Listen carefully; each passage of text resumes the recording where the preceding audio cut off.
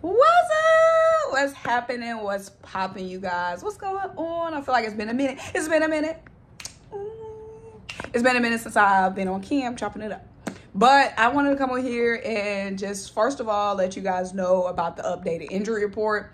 So this is Friday, final practice injury report ahead of the game on Sunday. And thank God for a 1 p.m. game. Like, it's New Year's Eve, y'all. I'm just so glad we have a 1 p.m. game so we can play that game, go on about the rest of our day, and not have to wait all goddamn day for the Eagles to play. But this is our first 1 p.m. game since, I think, October 23rd or October 29th.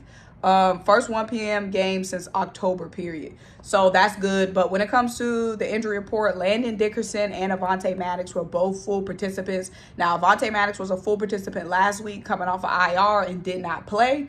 But he has not been ruled out this time. So there is a chance that we can get the return of the Maddox. It's a chance that Maddox can return, which is going to be big. Get him back in the rotation ahead of the playoffs. Get him back in full speed and go time ahead of the playoffs. So Avonte Maddox could be back this game against the Cardinals. Landon Dickerson, full participant as well. Zach Cunningham and Nicholas Morrow were limited participants. We know we need some dogs back on the field. We need somebody on the field, that linebacker child.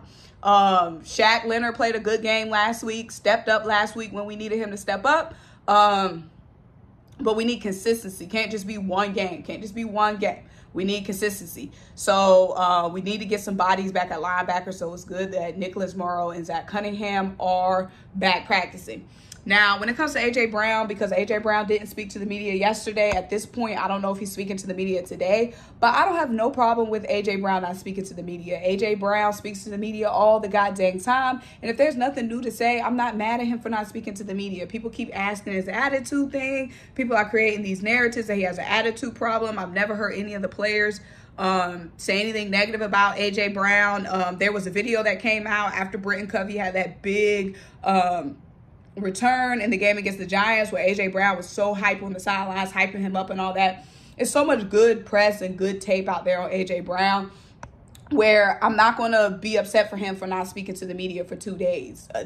I know it's a part of their contract, but speaking to the media, what does that do when it comes to what happens on the football field? Najee, you don't do G. Like, as long as he's producing on the field, then that's all I'm worried about. And when we needed that drive, A.J. Brown was cooking against the Giants. So I'm not going to sit here and say he's a problem child just because he doesn't want to speak to the media.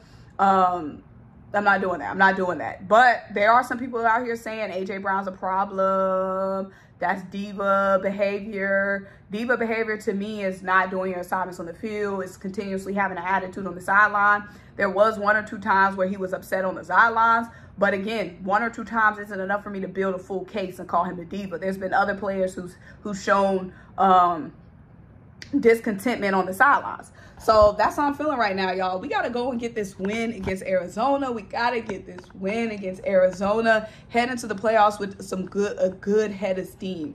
Got to head into the playoffs with a good head of steam. But hopefully that means Avonte Maddox is going to be back. Hopefully Landon is going to be back healthy. And Nick and Zach are going to be back because we're going to need that for the playoff push.